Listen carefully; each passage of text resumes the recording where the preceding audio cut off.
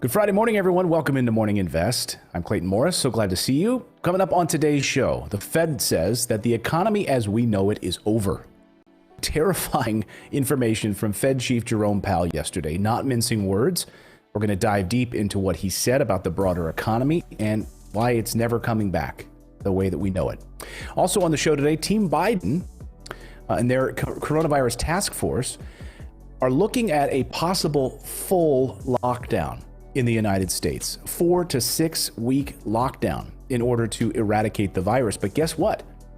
They have a stimulus plan as part of this that would in fact pay you to stay home in an effort to eradicate the virus. We'll tell you all about it and the details on this coming up. I've got my bar graphs and pie charts.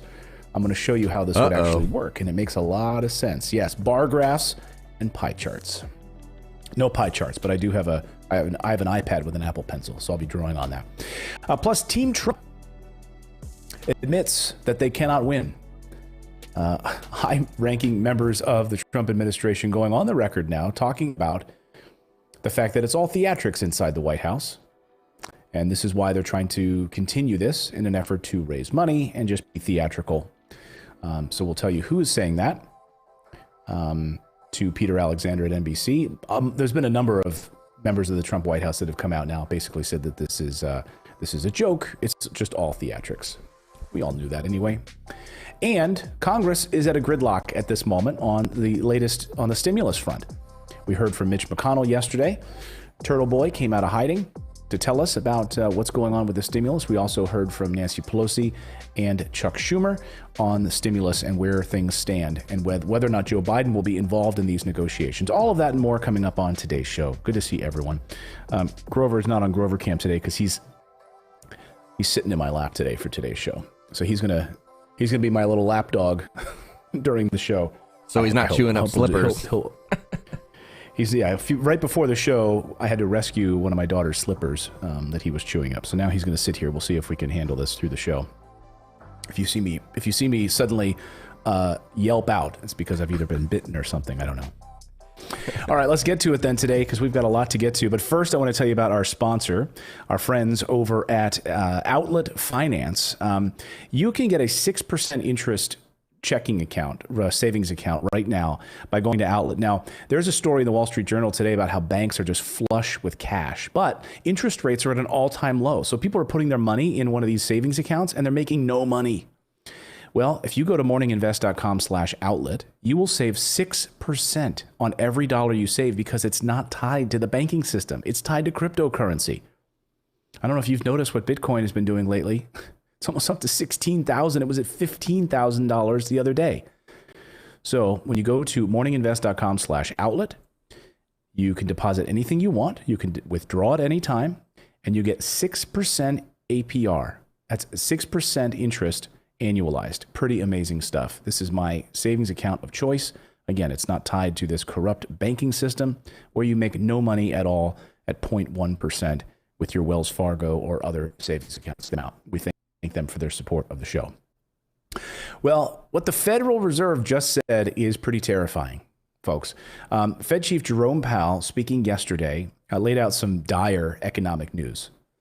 And I'm not being overly dramatic here. In fact, I think, if anything, he was under dramatic. What would be the word to describe? He was trying to tamp down, I guess, the flamboyant nature of what he was saying. I guess by using, Fed speak and trying to not scare people, I guess. But if we really dive into his words, what he was saying is that this economy, as we know it, the economy that we knew before this pandemic, is gone, and it's not coming back, that it's totally gone. Here is the Fed chief yesterday talking. I want to play what he has to say and talk about it a little bit more here.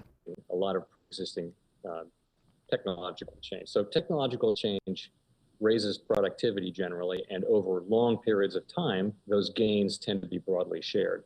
But in the short term, that may or may not be the case. And I along with many others, will leave social media out of it, by the way, in terms of adding to productivity. Not sure I would social media. But for other kinds of technology, I would say it. And in this particular situation, I would worry that the changes we're not going back to the same economy. We're recovering, but to a different economy, and it'll be one that is more leveraged to technology. And I worry that that is going to make it even more difficult than it was for many workers who, as Andrew just mentioned, it's relatively low-paid public-facing workers in the service sector who are bearing the brunt. This is largely minorities and women, or skewed toward minorities and women, and relatively low paid. So those people are going to struggle to get back to work in their old jobs, or in many cases in new jobs. So I think you'll see more telework. You'll see probably the acceleration of automation. All of that was in the process of happening, but you're going to see much more of it. And I guess that for me, the main takeaway from all of this, even after the unemployment rate goes down and the economy is, and there's a vaccine, there's going to be probably a substantial group of workers who are going to need support as they find their way in the post-pandemic economy, because it's going to be different in some fundamental way. Just let that sink in for a second. That the economy as we knew it before is gone. And we think about the hospitality industry, the service sector. Think about those low-income workers whose jobs have been lost, decimated, that are never coming back. And now what he's saying is that technology is taking over, that more people are doing telework, telemedicine, etc. But what if those people aren't set up for that? What if those people who lost their jobs permanently are just not set up for that type of living, not type of job force? They're permanently unemployed. Many of them don't even have internet access. So now you're going to basically ask those people to learn an entirely new set of skills, like accounting or virtual accounting or telemedicine. You're going to become a doctor over the internet. I mean, these people who are working, at TGI Fridays, barely making enough money to live, who've lost their jobs. What was that learn to code thing? Right. Remember that whole thing? Yeah, exactly. So, go home and just start learning to code. Okay, what if you don't have internet access? What if you don't own a computer? You're going to, now we're just asking you to suddenly take up a whole new set of skills, become like an information worker. He's not saying to do that, but what is that job force is gone. He said it's likely that lower paid workers, as well as those in jobs requiring face-to-face interaction, such as retail or restaurant workers, will shoulder the most of the burden of this shift. These groups, he says, heavily skewed towards women and minorities. They've already been among the most affected by the pandemic layoffs, Powell said. Of course, women particularly have had to stay home, leave or quit their jobs because they don't have the child care. And so they're having to take care of their kids while they're not at school and do homeschooling. So that we've seen a bunch of people who watch this show. Just drop me a comment and let me know in the comments. But I think many of you have said I've had to leave my job to homeschool. I have no choice. Are you going to be able to afford childcare? And on top of that, during a pandemic, do you want someone coming over to your house? Who's going to want to come over to your house and interact with, your family in and out of your place of living during a pandemic as this thing continues to rage? Powell said that the economy might need more stimulus from both the government and the central bank to get through the crisis. He again echoed this sentiment yesterday when he was speaking at the European Central Bank's Forum on Central Banking. Of course, so how did the stock market do after his comments? He didn't mince words. The stock market plummeted 317 points. They weren't happy about his forecast and outlook on the economy. But, the stock market will recover because, again, the stock market rewards unemployment. The stock market doesn't care very much about businesses having to lay off workers. The stock market rewards that type of behavior, as we've talked about on this show. So when a company sheds jobs, it makes that company more attractive for investors. There's less overhead. It's exactly like what I've said before has happened. We saw it dramatically when MGM Studios let go all of those people. Their stock went up. Why? Because now they were able to shed whatever it was, 12,000 jobs, and hey, it looked good to Wall Street.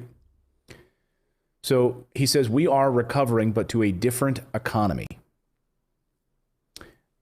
And there's a long road to recovery, a very long road to recovery. And so these people, you want to, and he even brought it up. He talked about those unemployment numbers. And he, in some ways, said it was a farce. It's like, look, we might see those unemployment numbers going down, but really what we're not seeing, of course, is the long-term labor effects, the people that are just permanently out of a job, have no chance of coming back. Their whole industry is gone. All those restaurants, those hotels, closed, gone, done. And these are the people that need a stimulus most of all. And of course, the people that didn't need it most of all, Wall Street, got $5 trillion. And the people whose jobs are totally gone and who are about to be homeless, barely anything, with all of those benefits virtually drying up. So where are we at with the stimulus? Let's give you your stimulus update now. Congress is at a stalemate at this hour. Joe Biden's team right now is also considering a full-blown lockdown, but they're going to pay you for it. So this is all together in one big sort of stimulus update idea and plan. Top congressional Democrats yesterday got together and had a discussion and are putting a big demand for a huge stimulus back on the table. They want a big package, insisting that voters had given President-elect Joe Biden and his party a mandate to fight the pandemic. Speaker Pelosi, Chuck Schumer, came out yesterday at the podium and cited record-breaking infections across the country, along with the presidential election results, as the reason to justify their position right now, that any package must be larger than what the Republicans had been suggesting. By the way, we also got some reporting to find out that Mitch McConnell, it turns out, told his caucus, this must have leaked out from some Republicans. That's how we learned about this. So it turns out that before the election, Mitch McConnell told his Republican caucus and then told the White House, instructed them to not make a deal with Nancy Pelosi on a stimulus package before the election. Mitch McConnell told the White House, do not make a deal on stimulus before the election. Chuck Schumer yesterday basically said this election was maybe more of a referendum on who can handle COVID better than anybody else. Because look, President Trump is like going into hiding. Good luck trying to find him right now. Here was Chuck Schumer yesterday slamming the leadership. I would agree that what this the Republicans should stop their shenanigans about an election that President Trump has already lost and focus their attention on the immediate issue at hand, providing relief to a country living through the COVID health and economic crises. This election was maybe more a referendum on who can handle COVID well than anything else. The Donald Trump approach was repudiated. The Joe Biden approach was embraced. And that's why we think there's a better chance to get a bill in the lame duck if only the Republicans would stop embracing the ridiculous shenanigans that Trump is forcing them to do, that this, in the election, and focus on what people need. So hours after their remarks, Democrats then talked to Joe Biden on the phone. And interesting sort of what's emerging out of this right now, because obviously he's not the president yet. He's president-elect. All we really need is one state to certify that, to officially call him president-elect. Right now is sort of a media terminology.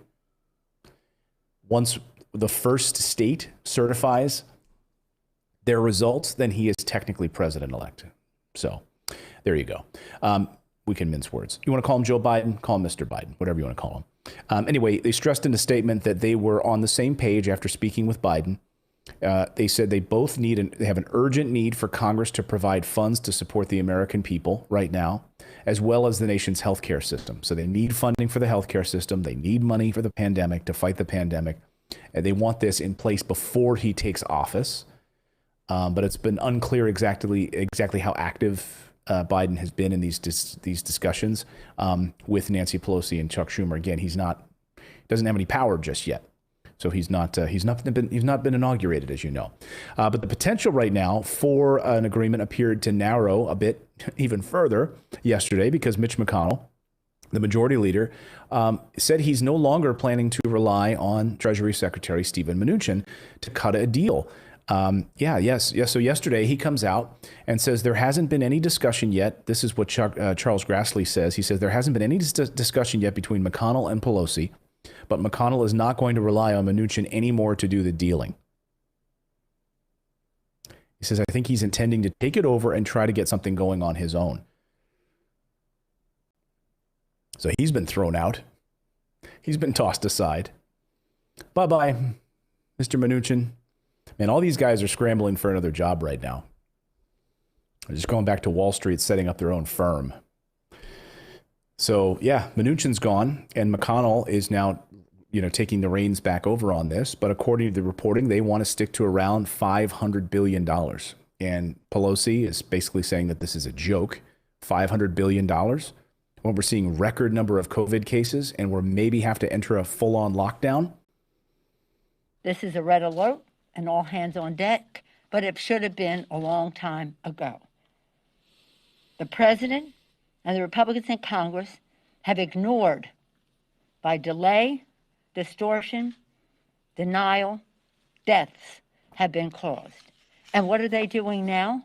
Continuing to ignore in spite of these numbers. They're engaged in an absurd circus right now, refusing to accept reality.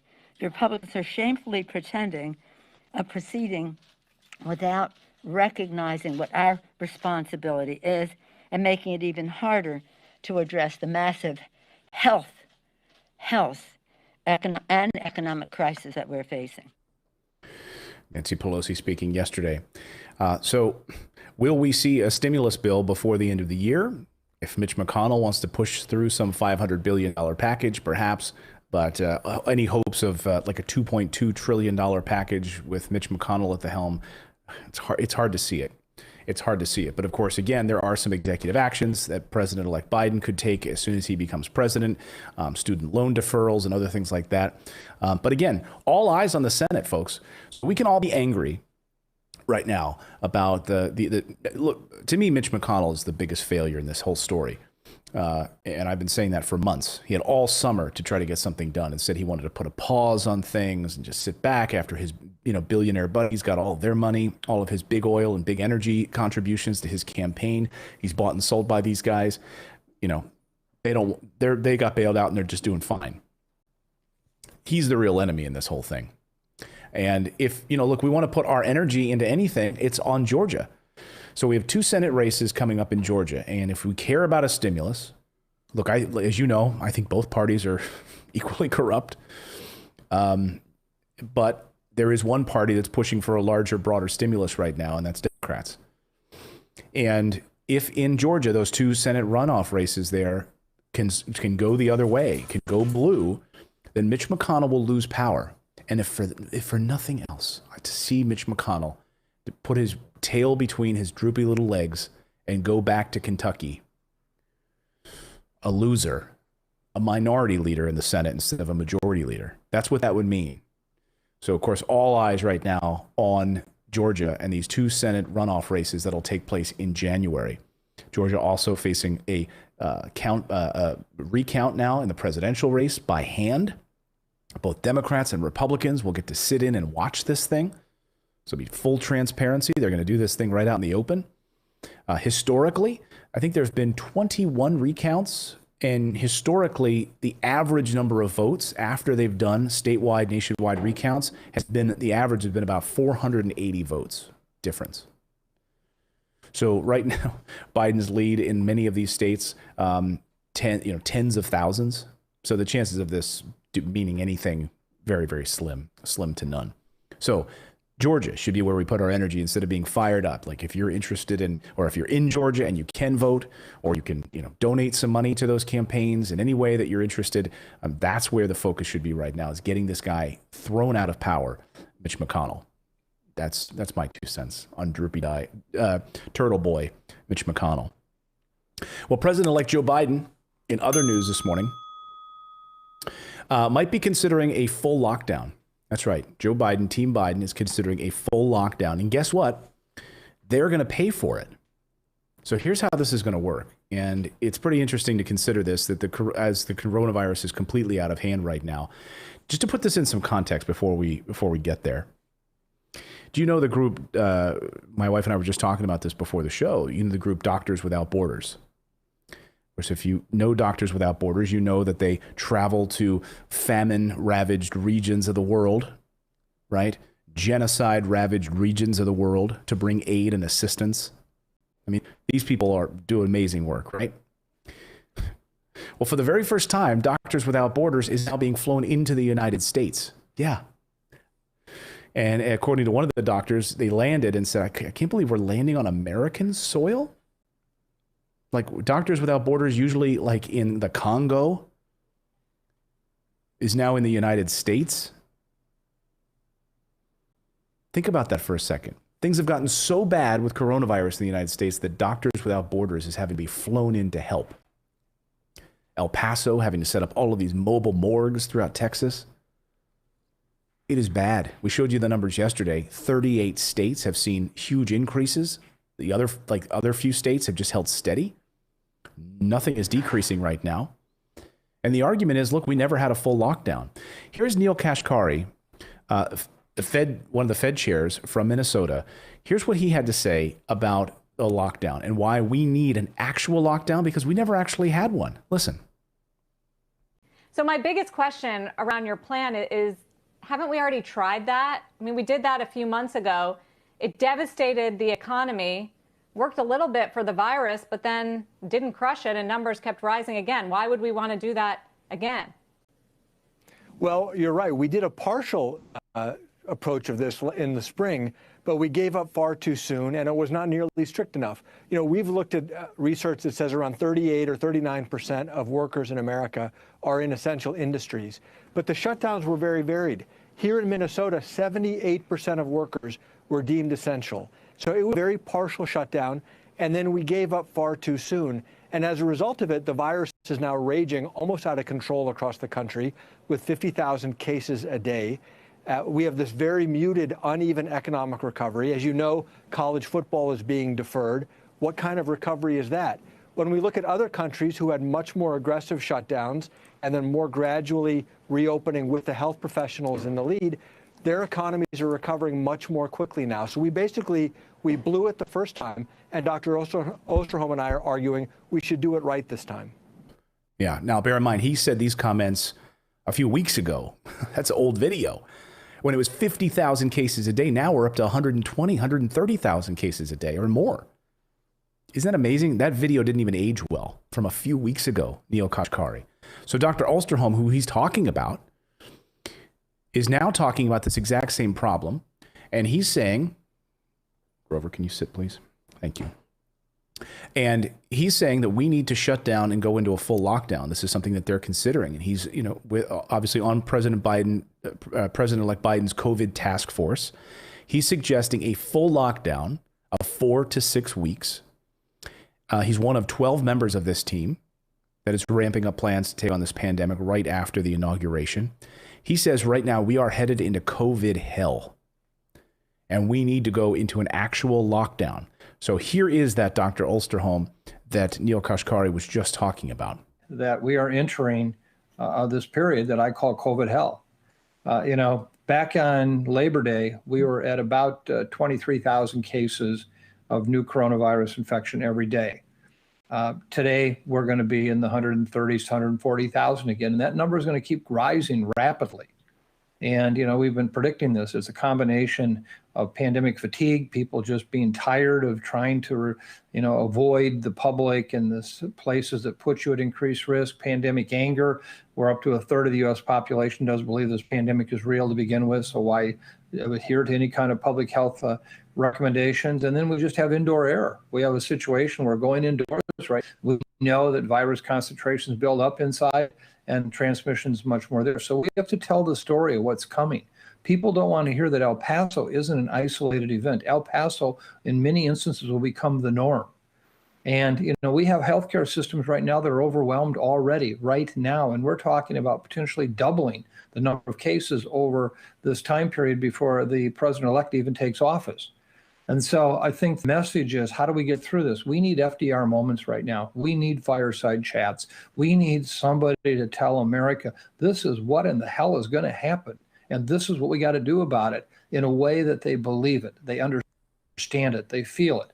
And they see that somebody's trying to lead them. And that can be anybody. But I believe that the transition team surely is placing the president-elect in particular to help guide us. And yeah, good luck trying to get that from Trump right now, who's MIA, more interested in tweeting about conspiracy theories than being out at the podium and leading this country right now.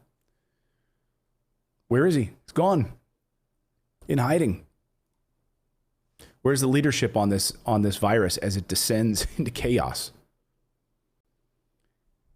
He says, basically, we have a plan. We have a plan to go in. We need to go into this lockdown. And this is something that they're considering. This 4 to 6 week lockdown. He said it could help eradicate the virus in the same way that New Zealand, same way that parts of Asia managed to go into a full lockdown and get rid of this thing. But we haven't learned our lesson. Everyone was told, hey, don't go out and celebrate Halloween. Don't be going knocking on people's doors, getting candy, which lowers your immune system, by the way. This is something my wife goes crazy about.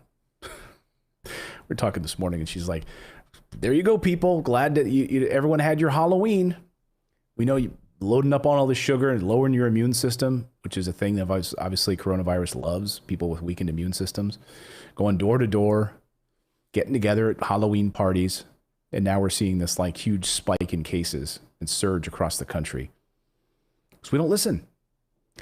So the only way, and by the way, and then certain states do certain things, right? They do certain lockdowns, like in Chicago, they're doing that now, and there's Detroit and some other cities. But it's not enough when just these sporadic states and municipalities end up doing it. It needs to be national, like these countries that have managed to get a hold of this thing. They did it at the national level. Didn't leave it to these random governors who have an axe to grind.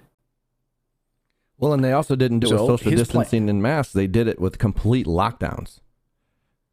Right. Yeah, exactly. Like, hey, they did it in Israel. They did it all through China. They did it in New Zealand and Australia and other places. Like, stay home. And the areas that haven't are now seeing a surge in cases. And there's nowhere, like he makes the point about El Paso. It's not just like El Paso is going to be the norm across the country. Heck, we saw, mobile morgue trucks and so forth in New York City. Blue state, now we got in a red state. Now we got Texas dealing with this.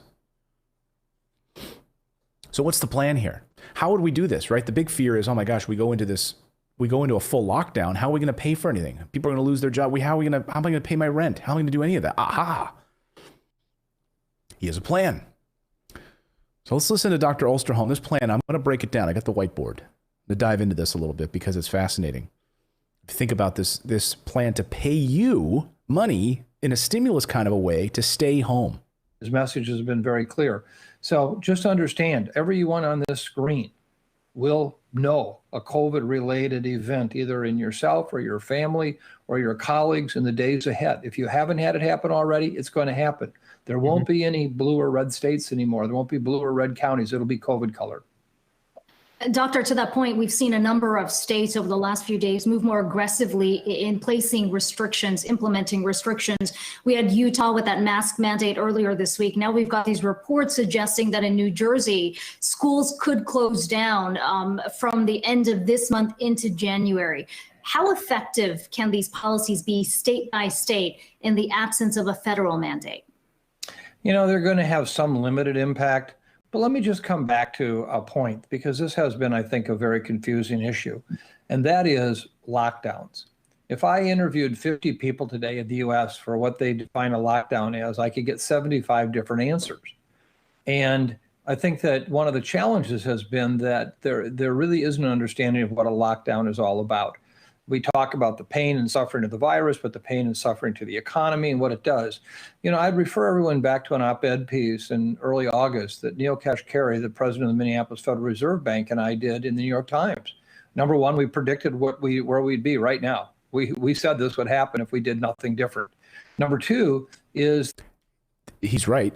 because I just played you the tape, right? So they predicted this. They already predicted that this would happen. And here we are, right in the middle of it, if we did not have a full lockdown. That when you look at the personal savings rate in this country, it's now gone from about 8% to over 22%. We have a big pool of money out there that we could borrow at the historic low interest rates by the federal government. We could pay for a package right now to cover all of the wages, lost wages for individual workers, for losses to small companies, to medium-sized companies, for cities, states, county governments. We could do all of that. If we did that, then we could lock down for 4 to 6 weeks. And if we did that, we could drive the numbers down like they've done in Asia, like they did in New Zealand and Australia.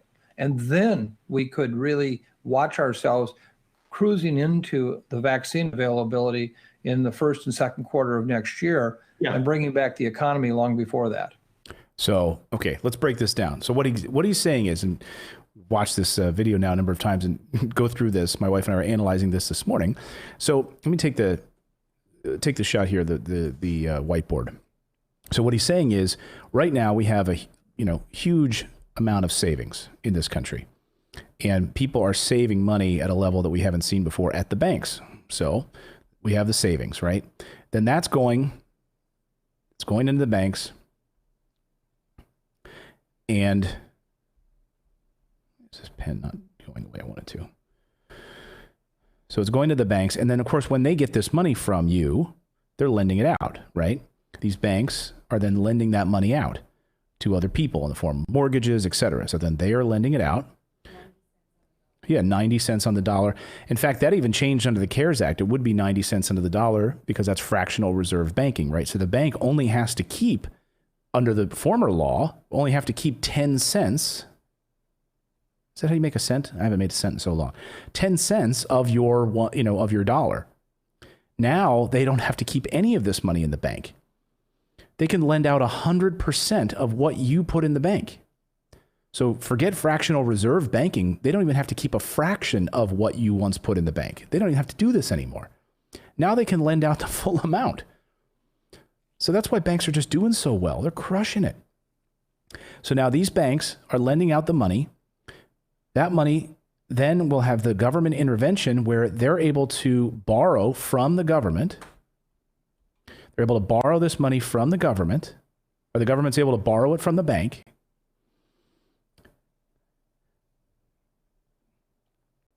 And then this moves over to the tax revenue. So they then pay the people to keep working, stay at home, but they're still getting their tax revenue from the wages, right? In the form of payroll taxes. Payroll taxes, of course, is how the government makes its money. So it's like a virtuous circle, right? They're giving you money, paying wages to you, and tax money comes back. But then what's amazing is that this leads to an economic recovery as a result. And then more people have more to save. So it's this big circle is basically what Dr. Osterholm is talking about, that by being able to work with these banks to provide wages for people to stay home, just stay home. Whatever you are making at work, we're going to cover it. Like we were doing under the CARES Act in the form of unemployment benefits plus $600, which led to record number of savings in this country. We had a record number of savings in this country because of the amount of money that people were being able to get as a result of the unemployment benefits. $600 per week that people were able to get on top of their state benefits. This led to an enormous amount of savings.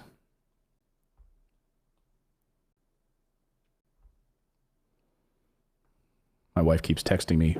Sorry, you saw some text popping up there on the screen. It's my model. Your model. It's a model.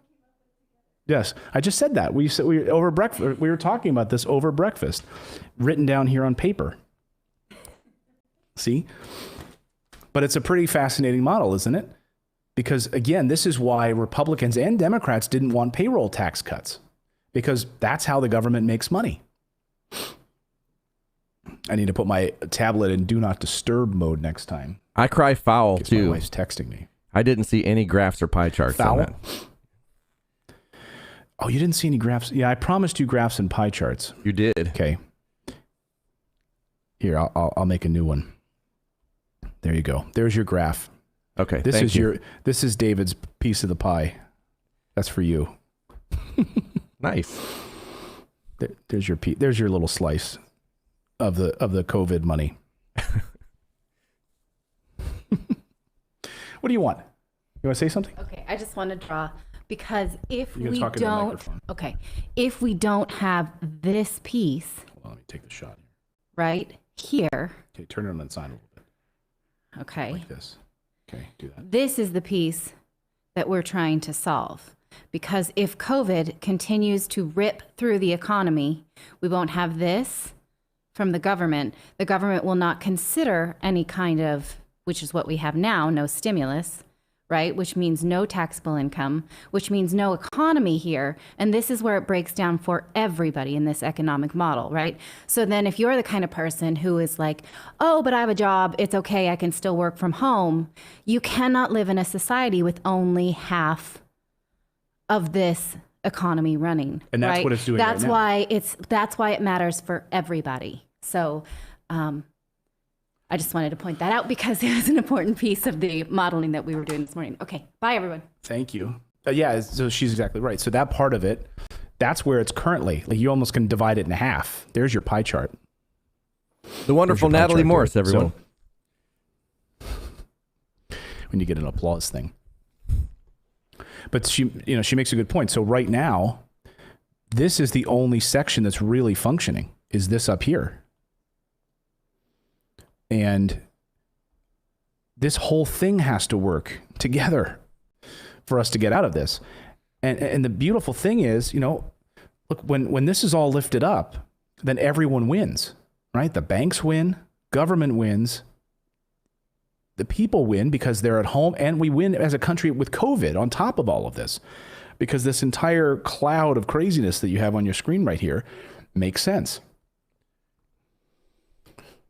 This is how we can stop this. But it takes smart thinking. So this is born out of the Federal Reserve, okay? Neil Kashkari, Dr. Olst, so doctors and Fed chief from the central bank modeling this idea that we just laid out for you. What do you think? I think it's pretty bold. And would it be really that bad? We wrote this in the morning, lockdown is imposed under administration. It wouldn't be until January 21st anyway. By the way, January is the worst month of the year. Have you ever noticed? There's no holidays anymore. You have the Super Bowl to look forward to, the early part of February, but January, come on. It's fine to just be home. All the skies are gray anyway. Stay home under a lockdown. Wages are paid for. Sit by the fire. Be with your family. Know that you're taken care of. That's what our federal government is here to do. It's here to take care of us, and they failed us miserably. They're helping and bailing out big banks, and they're helping Wall Street. But this is an opportunity for them to actually put some of this money where their mouth is and help people. So let me know your thoughts on this. Subscribe to the channel and smash that like button. Meanwhile, President Trump, go ahead.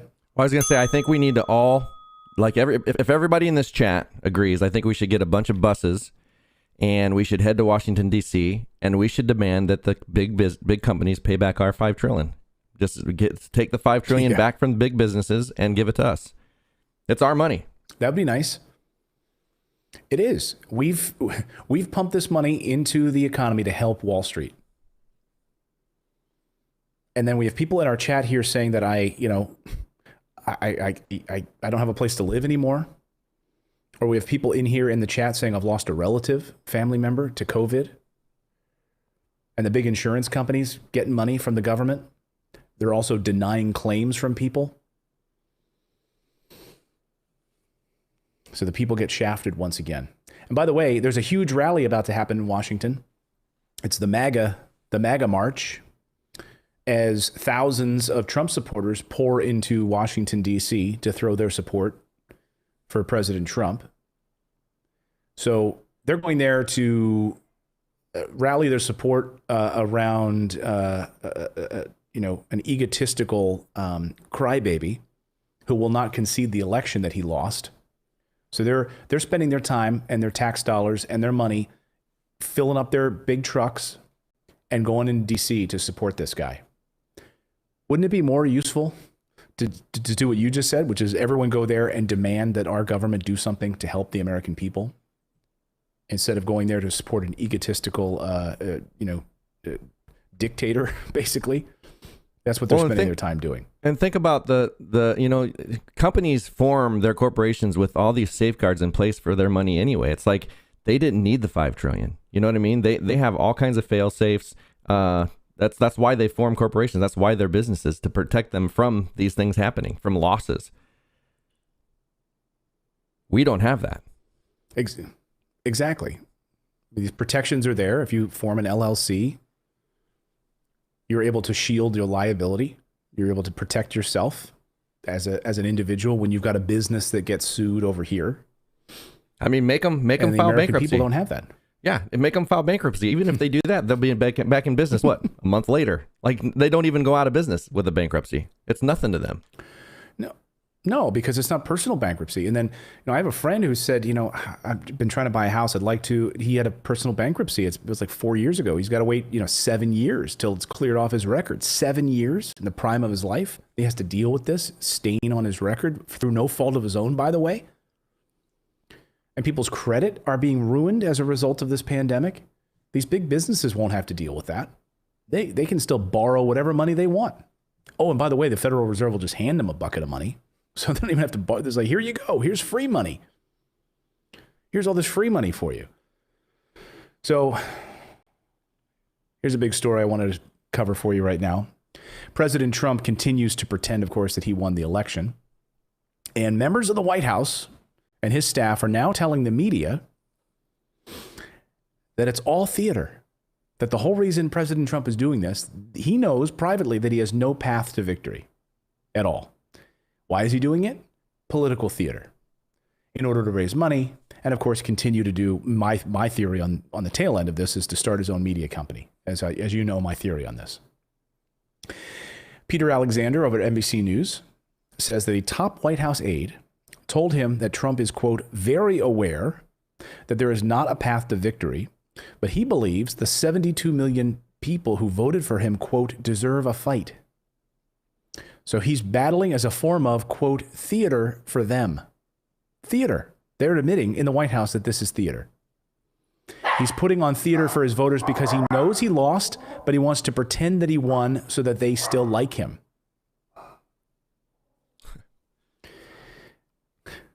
I mean, he's putting the country through hell, okay, for his own fragile ego. He can't admit that he lost. This is the story. Don't you think that this is the story of the entire last 4 years of his presidency? It's the story of the pandemic. It's the story of the recession. It's the story of every single one of these policies and crises that we faced, that it's him refusing to concede. It's just an acknowledgement that his ego won't let him. When he was asked, do you ever apologize when you're wrong? Yeah, I don't have no problem apologizing, but I'm never wrong. I'm wrong. Like, wouldn't you say, honey, I'm wrong like maybe once a month? Yeah, like my wife, she just said she's wrong like 5 times a day. See, I can admit I'm wrong like once a month. Trump has never admitted he's wrong. I mean, how many times do you make a mistake during the day? The American people reward people who call out their mistakes and are self-effacing. John F. Kennedy, after the Bay of Pigs invasion, he said it was a mistake. He could have pushed the blame on his generals at the time, who, because he had just been elected, it was actually their fault. They were telling him that he needs to do this, and he didn't want to do it, invade Cuba. He didn't want to do it, and they told him that we need to do it, so he did it, because he was newbie, and, that's what he did. Guess what happened? It was a disaster. He then took the podium and apologized and said, I take full responsibility for it. Imagine that coming out of Trump's mouth. It won't. So where are we at with these lawsuits right now? Well, as of this hour, President Trump is now 0 for 12 in this post-election court cases. By the way, these have been thrown out by Republican judges, dismissed. Bob Bauer, who is a former White House counsel and has fought a number of these post-election recount cases. He's an excellent lawyer. I've interviewed Bob a number of years ago. He said that this is not even about the law. Like the Trump's legal team right now, it's laughable. They're not even arguing the law. Like there is no law that they're arguing. And they're not even, so they're bringing these, and he said they're not even lawsuits. Like when you read them, there's nothing even in them. It's like they're doing it just to waste money and save face. So no wonder these things have been thrown out. They're not even worth the paper they're written on. So in fact, one of them, and here's the thing, I think this is a very important point to make, and it's the point that I make repeatedly on this show. Watch what they do, not what they say. It's very easy to get on Twitter and to use all caps, right? And claim that there's all of this fraud going on. But then when you have to go in front of a judge and actually prove or show evidence of that, guess what? It all falls apart because there is no evidence. And a judge will throw it out. So if you have actual evidence of fraud, you go before a judge and you prove it, especially if it's criminal fraud. So criminal fraud is very difficult to prove because you have to prove intent, okay? You'd have to actually prove that some of these election workers got together months ahead of time and, were cavorting around together, mapping out a plan to defraud voters or defraud the election system. Proving that, okay, that they actually, number one, show us the evidence that they did it, which they haven't. Number two, prove fraud by showing the intent. Like show the emails back and forth with these election officials where they're telling everyone we're going to stuff the ballot box with 100,000 Biden votes. It didn't happen. But of course, this is the same thing that Trump has done before. He claimed fraud with Ted Cruz in 2016, right? He claimed fraud during the primary election. He claimed fraud even in elections that he's won against Obama or against Hillary Clinton. He claimed fraud. He claims fraud all of the time, and it's with zero evidence. There's been zero evidence of fraud every time he's claimed it. This is what he does. Right now, President-elect Biden is on track to win 306 electoral votes. He's ahead by tens of thousands of votes in each of the closest of these elections. And he's on track to have the biggest popular vote margin of any challenger to an incumbent president since FDR beat Herbert Hoover. Wow. Again, I'm no Biden supporter. But, Trump, you've got to concede for the sanctity of this process, for the future of our country. But it's his own little fragile ego right now that won't let him do that. Again, if you had evidence of fraud, bring it forward. But when these lawyers have gotten in front of the judges, they admitted that they didn't have. What we're arguing here is not fraud, one of the lawyers said to the judge in Nevada. Oh, but you filed a lawsuit claiming fraud. So why are you in my courtroom? Among the anecdotal stuff, well, one of the poll watchers couldn't hear the counting because there was a loudspeaker playing